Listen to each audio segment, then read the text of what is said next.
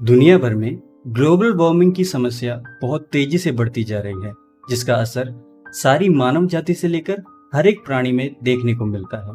बहुत से जीव जंतु विलुप्त होने के कगार पर, जैसे Asiatic lion, Bengal tiger, snow leopard, Nilgiri tahr, Kashmiri red stag, black buck जैसे बहुत सी प्रजाति आज खतरे में हैं। आईपीसीसी के लेखकों को ये चेतावनी दी गई है कि अगले 10 सालों में दुनिया का टेम्परेचर 1.5 डिग्री सेल्सियस से ऊपर जाने की 50% से ज्यादा पॉसिबिलिटीज है, और ये सब ग्लोबल वार्मिंग की वजह से हो रहा है। ग्लोबल वार्मिंग वो खतरा है जिसे हम नजरअंदाज नहीं कर सकते।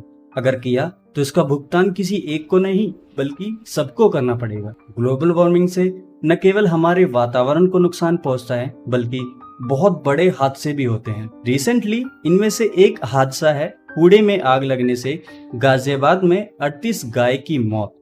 हालांकि कूड़े में आग लगना एक संयोग हो सकता है, मगर कूड़े को सही समय पर डिस्पोज करना हमारी जिम्मेदारी बनती है। इसी लापरवाही का शिकार बने ये 38 बेजुबान जानवर, न कूड़ा जमा होता, न आग लगती, न ही हादसा होता। खैर, आपदा बता कर नहीं आती। कूड़े को जमा करना ही बेहद खतरनाक है। जमा कूड़े को खाने वाले जानवर भी उतने ही खतरनाक हैं। कचरे या कूड़े को खाने वाले जानवर के काटने से होने वाली अलग अलग बीमारियां और कचरे को खाने वाली मक्खियों से इंटेस्टाइनल इन्फेक्शन, जिसे आंतों का इन्फेक्शन भी कहते हैं, हो सकता है।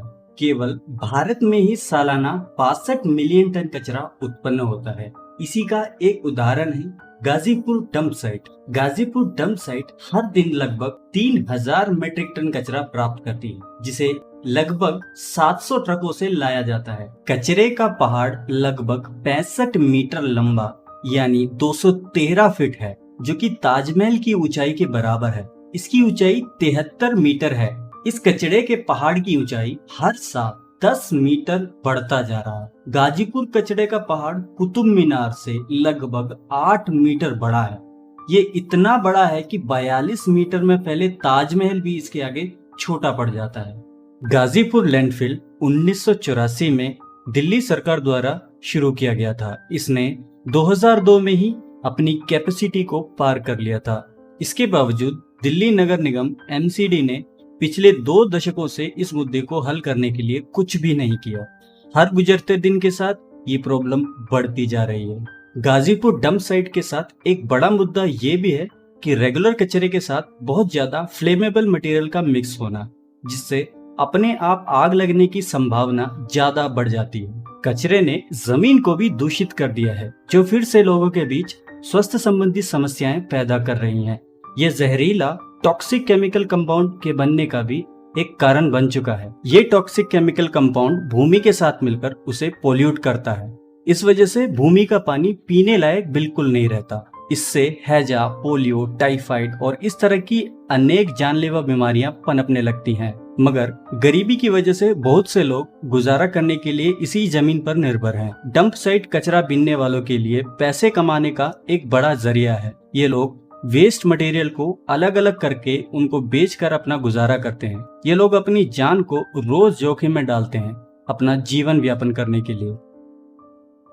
एयर पोल्यूशन भी ग्लोबल वार्मिंग को बहुत बढ़ावा देती है। भारत के दक्षिण एशिया देश में वायु प्रदूषण से होने वाली मौतों की औसत संख्या 2019 में 1.66 मिलियन से अधिक थी, जो पिछले साल में लगभग 1.64 मिलियन मौतों से अधिक थी। मोस्ट पोल्यूटेड कंट्री में इंडिया 5th नंबर पर है, जिसका माप है 58.1 पोल्यूटेंट पर क्यूबिक मीटर, जबकि एवरेज माप है 83.2 पोल्यूटेंट पर क्यूबिक मीटर, जो हम रोज सहते हैं। तकरीबन 20,000 बार एक दिन में एक इंसान सांस लेता है, जिसमें से 99% पोल्यूटेड होता है।